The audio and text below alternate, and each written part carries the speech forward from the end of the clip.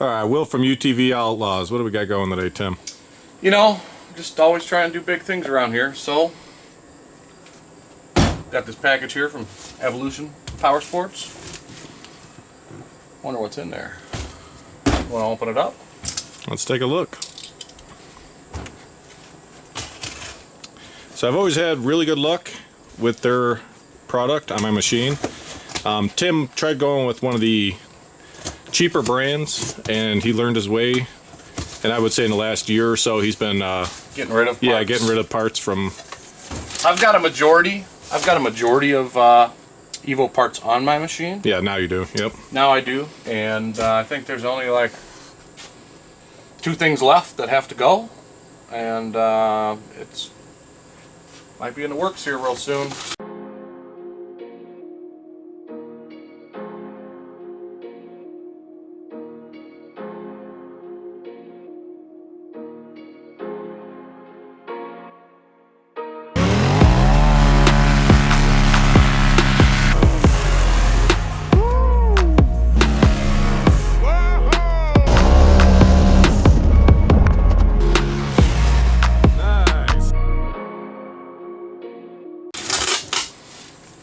So we got warranty, change engine oil, got a gasket,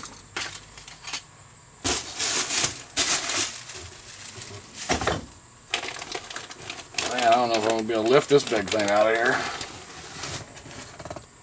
Nice. I don't know what that is. Well, let's just say it is a Evo Dynamite big turbo with exhaust housing and wastegate. She's almost ready to go right there. What else we got in here? Looks like you got a t-shirt. Man. Check it out.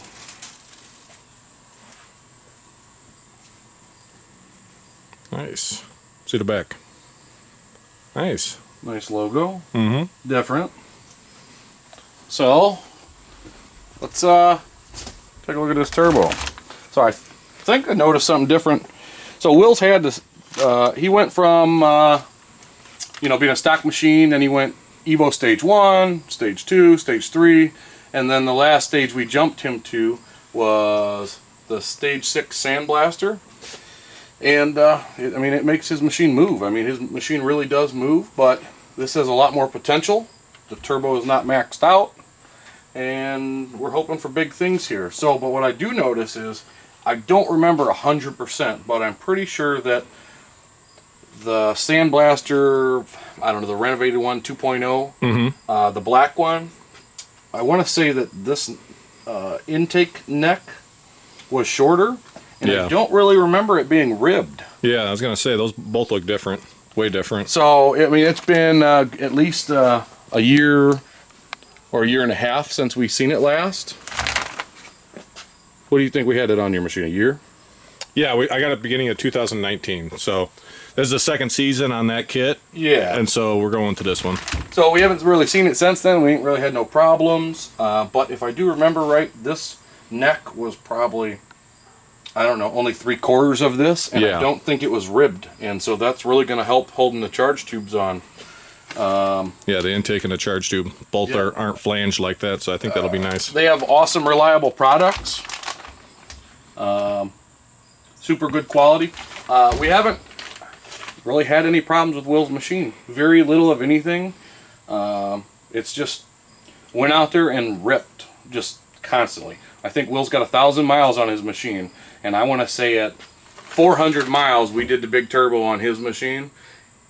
He's done the mud drags maybe 2 or 3 times since he did this, and everything else was sitting out on the drag strip.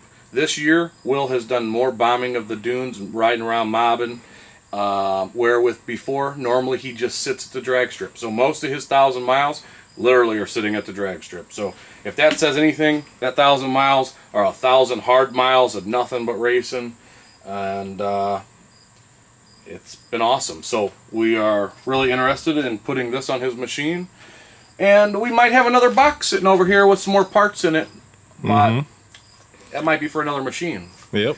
But stay tuned. We got a lot of big things coming, and we're going to do an install video on this. That'll be next. You guys will see that, and we'll go around and we'll pull the stage 6 off, and we'll explain to you, you know, differences between the two. Yeah, do a comparison. And try to tell you what we think is different from the stock turbo, and we'll go from there. Alright, so we're going to go do some testing. Do a couple draggy hits out here, so we're gonna do a little before and after comparison between the sandblaster and the Dynamite kit. So this thing looks super goofy on these stock tires here. It's almost like a new machine. You don't even notice that it's the same one. So we're gonna go out here, do a couple rips, maybe do 2 or 3, and then 2 or 3 again, and then just kind of get some average data, and then we're gonna go from there. So, all right, we'll let you guys know how this goes.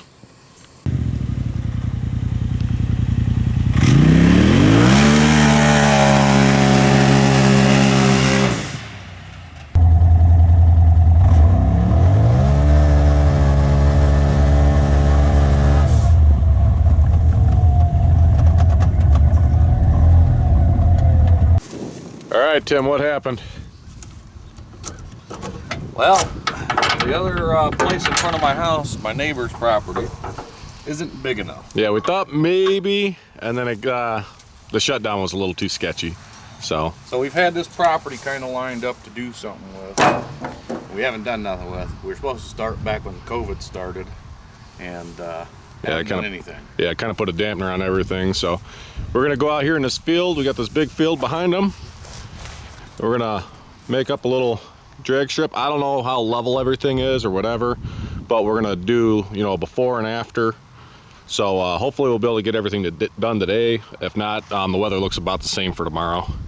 So yeah, we're gonna make a little drag strip out here, maybe do a couple 2-3 hits, and then do an after as well. So all right, so this is gonna be rip number 1.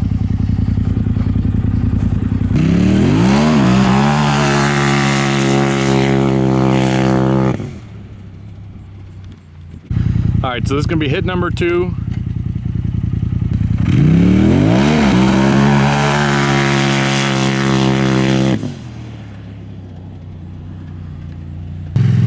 don't like it backfiring out of the hole like that, though. I think it's hitting the limiter.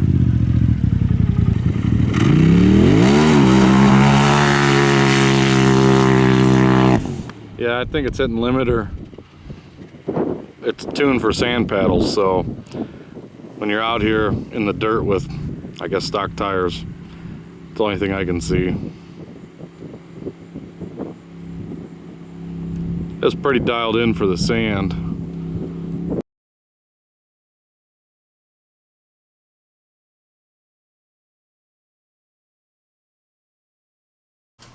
Alright guys, we're getting ready to make this install here. So anybody that knows this machine from before, it's got the sandblaster kit. So the Dynamite kit uses the exact same fuel pump, exact same injectors. Everything's the same except for the turbo, the header, or the manifold, and the actual tunes itself. So we are going to undo a couple clamps back here. So we got the... We're going to pull the airbox. We're going to pull the heat shields. The heat shields are kind of a pain, but you can get it done. Intake tube, charge tube, get those out of the way.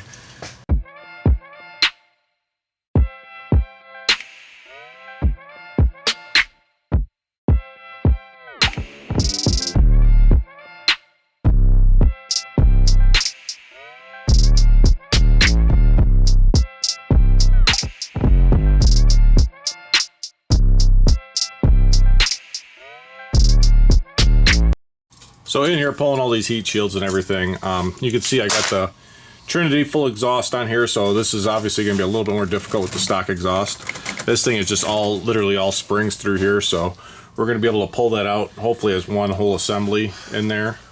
So another thing to keep in mind too is this motor's already got head studs in it, so we don't have to worry about any of that stuff, but here shortly we will be shooting a video doing head studs in a ProStar motor. Yep.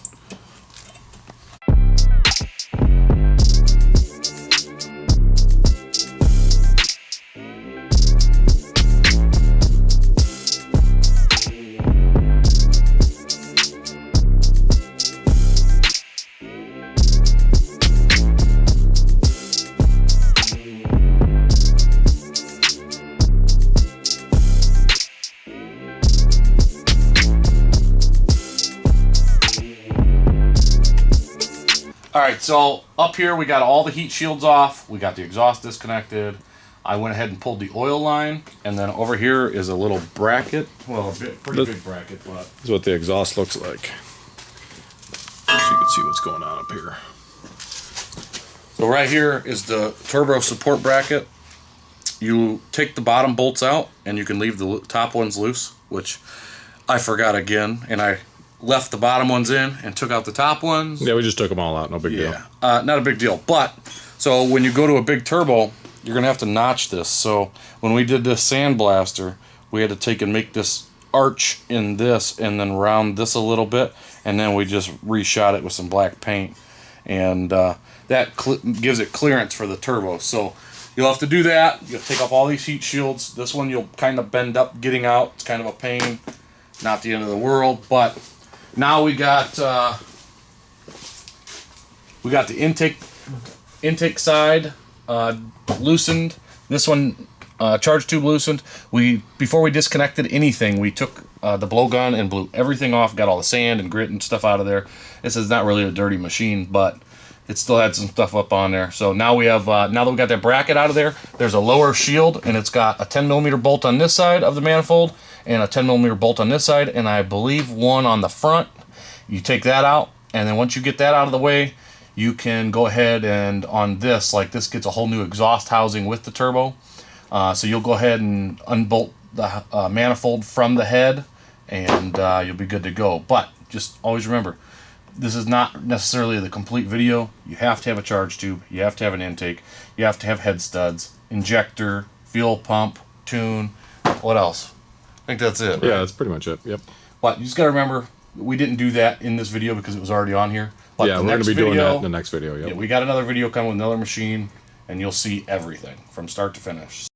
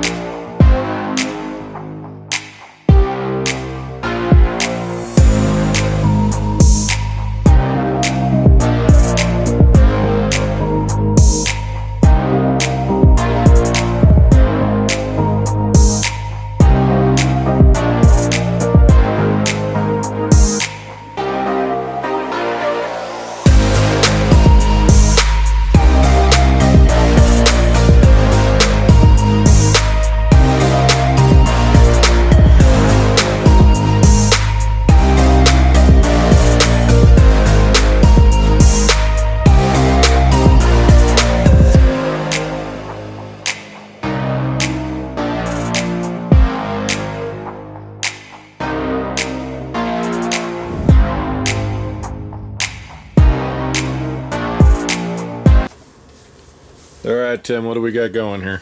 Well, here's a Stage 6 Sandblaster Evo for a Razor and a Desert Storm 270. It's definitely not a Desert Storm. Dynamite. Dynamite. Let's go ahead and restart that. All right, Tim, what do we got going here? Well, we got a Stage 6 Sandblaster. It's right here. And we got a Dynamite 270 turbo here. There's a lot different. Different exhaust housings. This is stock housing. This comes with it. Towel wastegate, which came with the Sandblaster. Then another one. I don't know. It's a lot stiffer. We compared a stock one to both of these, and this is the stiffest one for sure. Like we talked earlier when we showed this video, this rib here for the intake and the charge tube are ribbed, where with this is just a neck, and this is just a smooth neck. I really think this is a big improvement here. It's very stout, thick. Might be kind of hard to get the intake or charge tube on, but I think this has got an extra blade. Let's see, so this was a 7 blade, and I believe this was a 6 blade, but they're double. And then the inside here, really wasn't much different. This overall dimension right here is bigger than this overall dimension, but going down into the housing, Yeah, when it necks down right there, yeah, it gets real small down there on the sandblaster. where that's a lot smoother transition. And then if you and this ID here on both of them are about the same. Didn't really see much difference there. Let's see if we can find what I was looking for here. Let's see. So we'll set it like this, and we will set this like this. And you can see that this stock exhaust housing, look how tiny that is. I mean, that's probably an inch right there. And this right here in the same spot's probably 1.5 inches, 2 inches. I mean, it's a big difference. Even wrapping all the way around here to the bottom of the housing, I mean, it's substantially it's 3/4 to, yeah, 1.25 inches. Then the turbo itself, the cold side. Let's see if we can find the angle here. So cold side, I mean, there's a big difference here. Like, so right by wastegate to wastegate, I mean, this is every bit of 1.75 inches, and I'd say that's about 1.5 inches at least. Yeah, so just overall, everything is just bigger. But, I mean, you can see bigger and beefier. The backside here, man. I mean, it's just way different. Like, yeah, just this area to this area right here. I mean, it's 1/2 inch difference at least. I mean, it's going to be a big improvement. Yeah, so in a later video too, we're going to be putting the sandblaster here is going on Tim's 4-seater. So we're going to do a comparison between a sandblaster and a stocker. So you could compare all three of the turbos. You'll have all three of them, in a timeline, but so all three of them compared to each other. This thing ran strong. I mean, Will's machine, you can ask anybody that knows the machine. It moved for a stage 6. I mean, there's X3s build a lot of power. You really have to do a lot to a razor, to really get them to move. And Will's machine always ran good and strong, and everyone was always shocked. Well, we would think that all these big upgrades on this turbo and the housing. I don't really see a whole lot of difference on the exhaust housing until you get up here where the wheel's at. But I don't see why it isn't even hitting even harder, But we're gonna go ahead and put this on the 4-seater. Got all the other parts to make it work, because I don't have big injectors or head studs or anything. It was just a stage 3 from another company. But yeah, we're gonna go ahead and get started installing this back in there, and we'll be back with you shortly. Alright, so we forgot to mention that these exhaust manifold bolts, so these two up here are studs with nuts on it, and then when you come down here at the bottom, this outer one and this outer one is also a stud with a nut on it as well. But right here, they have got these Allen bolts, and a regular, they're 6mm. I'll just show you this. This is not the right size, but the body of the socket hits the housing and causes it to go in at a hard angle. So what we found is we ran to the parts store, and we also grabbed Taco Bell, so this was a little break time. But grab the parts store, and these long Allens really are going to come in handy. So I would suggest a 6mm. I mean, this is probably every bit of 5 inches. That's probably going to get the job done, because it's got 2 of them, one here, real pain to get at. So these are 13mm nuts here and here. So I suggest, if you don't have any, get any. I have some, but not the right size. So we went and grabbed these, got something to eat, and here we are. Now, the exhaust, he's got Trinity exhaust on his. These bolts, if it's a stock, say you got a stock machine, you got a couple 100 miles on there, these bolts are probably going to be pretty bad. So I would... Yeah, they get really hot, and they like the season place. So yeah, stock turbo glows red, and so does any other turbo, I'm sure, on these machines. But what I suggest is, I mean, these bolts don't even look that great. He's already pulled them out once. What I suggest is PB Blaster. I mean, and if that don't get the job done, you might have to add some heat to it. a little butane torch, or I got oxygen acetylene here, but always start, loosen it just a little bit, and then come back and tighten it. And then come back more, just do back and forth until it comes out. Exhaust bolts are the worst. Be honest with you, if I had that right there when I was pulling those bolts out of there originally, it probably would have made my life a lot easier. I had two ball ends that snapped on me, and it was a nightmare. Well, that's what I'm afraid of with these, is these are so big, and the ball, having the ball end is nice, but they do snap pretty easy. So we got this is a pretty good set that we have, so we'll see how they hold up. we'll see. They're still from the parts store. Yeah.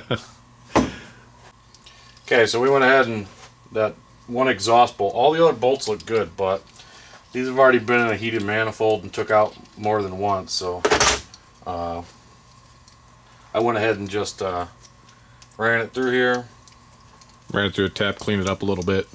It wasn't bad. It was just a little bit. Yeah, no, it wasn't horrible, but this will clean it up. And it's a brand new exhaust manifold. That's the least we could do for it. But now I have to anti-seize it. So we're going to go ahead and get this tightened up and done, but we just wanted to show you that we did the bolt and got it taken care of. And we'll be right back.